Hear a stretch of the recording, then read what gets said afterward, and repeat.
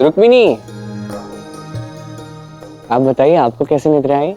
यदि मेरे पति श्री कृष्ण को इतनी अच्छी निद्रा आई तो मुझे भी तो अच्छी निद्रा आई होगी, है ना?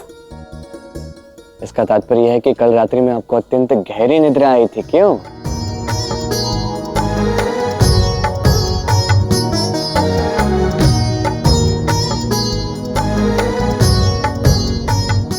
तो सुदामा, यदि तुम्हारी निद्रा पूर्ण हो चुकी हो तो मैं आने वाली महाशिवरात्रि की पूजा के विषय में तुमसे कुछ बातें करना चाहता हूँ।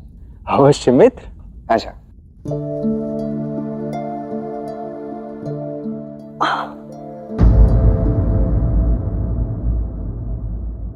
श्री कृष्ण भी ना अपने मित्र की प्रसन्नता के लिए असत्य कह रहे हैं। भला धरती पर सोकर भी किसी को कैसे निद्रा आ सकती है? मुझे तो न जाने कहां कहां पीड़ा हो रही है। श्री कृष्ण को भी पीड़ा हो ही रही होगी, किंतु वो दिखा नहीं रहे। महादेव, ज्येष्ठ कृष्ण और सुदामा के इस मिलन को संसार युगों युगों तक स्मरण रखेगा। निसंदेह गौरी, परंतु इन दोनों मित्रों का मिलन हो चुका है, अर्थात अब हमारा श्री कृष्ण से मिलने का समय भी हो चुका है। किंतु देखिए ना, ज्येष्ठ कृष्ण तो जैसे हमें भूल ही बैठे हैं। गौरी, तुम्हारे ज्येष्ठ कभी कुछ भूलते नहीं हैं। श्री कृष्ण की कथनी और करनी के पीछे सदैव ही एक संकेत अवश्य होता है। कदाचित मेरे आराध्य चाहते हैं कि इस बार हम ही उनके पास जाएं। संभवतः मेरे लीलाधर अपने इस भक्त से कोई लीला करवाकर ही मानेंगे।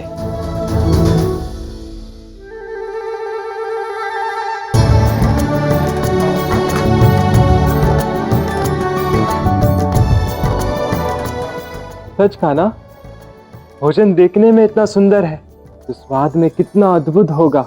हमारी राधा के हाथ में बड़ा स्वाद है। मुझे तो समझ ही नहीं आ रहा कि भोजन आरंभ किस व्यंजन से करूं।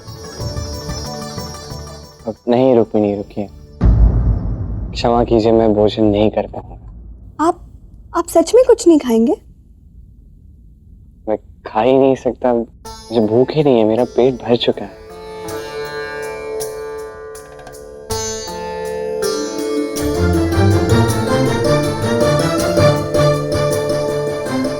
भला ऐसा भी क्या सखा प्रेम कि श्री कृष्ण स्वयं भूखे रह रहे? पुत्र बलराम, पूजन के लिए अत्यंत ही भव्य स्थान खोज लिया गया है। अब स्वयं कृष्ण और महापंडित सुदामा जाकर वो स्थान सुनिश्चित करेंगे। ये तो अति उत्तम हुआ पिताश्री, किंतु अब पूजा के अन्य प्रबंध भी लगभग हो ही चुके। पुत्र, केवल बेलपत्र लाने का उत्तरदायित्व तो कृष्ण और रुक्मिणी का है, तो वो भी हो ही जाएंगे। आइए। हे द्वारकाधीश श्री कृष्ण, हे द्वारकाधीश। अरे भाई रुको, कहाँ चले जा रहे हो? हे द्वारकाधीश श्री कृष्ण, बाहर आइए, हमें न्याय दिलाइए। अरे आपकी द्वारका नगरी में हमारे साथ घोर अन्याय हो रहा है। सैनिकों, अपरिचित महानुभाव कौन है? यहाँ भीतर तक कैसे चले आए? तुमने रोका नहीं इन्हें? महाराज, आप इनका व्यक्तित्व तो देखिए, हमारा तो इनको रोकने का साहस ही नहीं हुआ। सत्य का व्यक्तित्व तो इनका बड़ा ही भव्य है।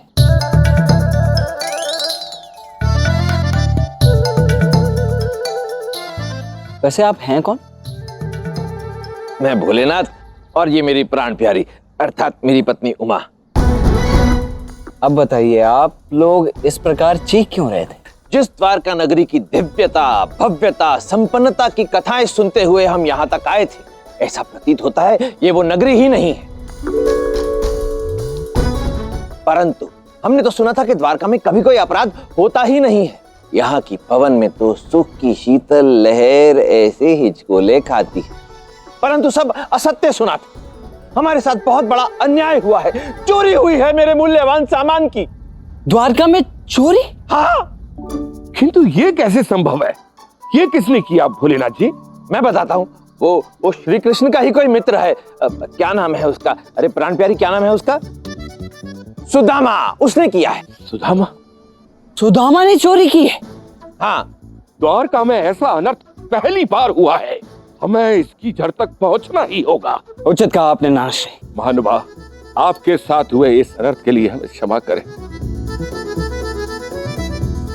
किंतु द्वारका में आपके साथ न्याय अवश्य होगा। आपके इस दुख को दूर करने के लिए मैं आपसे एक अनुरोध करना चाहता हूँ। हमारी इस द्वारका नगरी में प्रथम महाशिवरात्रि का महोत्सव होने जा रहा है। आप इसमें भाग्य अवश्य लें और कुछ दिन के लिए रुके भी। कदाचित आपका दुख दूर हो सके, आपको कुछ सुख की प्राप्ति हो सके। इस व्यथित मन को अब क्या सुख प्राप्त होगा, परंतु आप कहते तो रुक ही जाता हूं। कदाचित मुझे कुछ सुख मिल ही जाएगा। मैं सुदामा को लेकर आता हूं, आप निश्चिंत रहिए।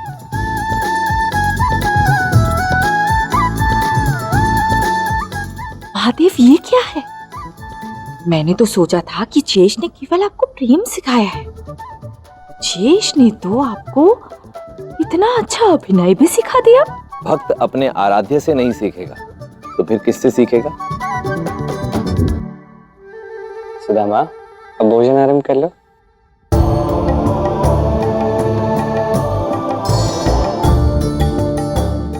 सुदामा,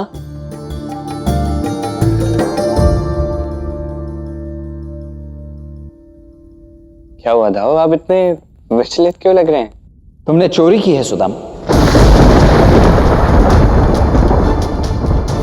चोरी? और मैं चरित्र से ब्राह्मण हूं, किसी को चोट पहुंचाने के लिए झूठ तक नहीं बोला। नहीं, ये मैं नहीं कह रहा हूं, वो कोई भोलेनाथ जी आए हैं। उनका ऐसा कहना है कि सुदामा ने उनकी कोई महत्वपूर्ण और अमूल्य वस्तु चुराई है। भोलेनाथ? वो व्यक्ति ठीक नहीं है। सारे मार्ग वो कान्हा की बुराई करते आया, अब मेरी बुराई कर रहा है, मुझ पर लांछन लगा रहा है। और दाऊ, आप विश्वास कर रहे हैं? नहीं सुदामा, ये मैं ऐसा नहीं कह रहा हूं, मैं केवल पूछ रहा हूं तुमसे। और देखो, चाहे जो भी हो, इसका निर्णय, इसका न्याय तो कान्हा ही करेगा ना। कहो कान्हा, क्या करना है आप? हाँ, वो सब ठीक है, किंतु द्वारका में ऐसा पहली बार हुआ है कि किसी ने किसी पर चोरी का आरोप लगाया हो, तो इसका निर्णय तो भोलेनाथ जी से मिलने के पश्चात ही करना चाहिए। मित्र कृष्ण, वो व्यक्ति ना सुनने योग्य है ना मिलने योग्य। वो जो भी है, किंतु एक बार मिल तो लेते हैं ना। आजा, चलो। मैं तो उसे द्वारका से ही निकलवा दूंगा, छोड़ूंगा नहीं उस भोलेनाथ को।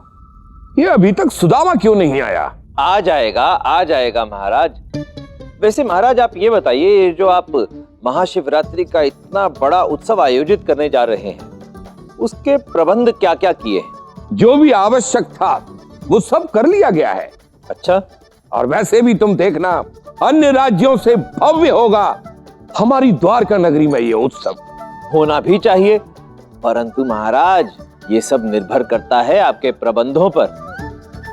ये बताइए कि दूध कितना मंगाया है? पूरे 1 सहस्त्र अष्ट पुष्ट गायों का दूध आएगा महादेव को अर्पित करने हेतु। 1 सहस्त्र गाय? नहीं, ये तो बहुत कम पड़ेगा। यदि महादेव को और दूध पीने की इच्छा हुई तो? आपको कैसे पता? अब मुझे अनुमान है। अरे भोलेनाथ, पूजन महादेव का हो रहा है, आपका नहीं। कृपा करके मौन धारण करिए, मेरा पुत्र कृष्ण आता ही होगा।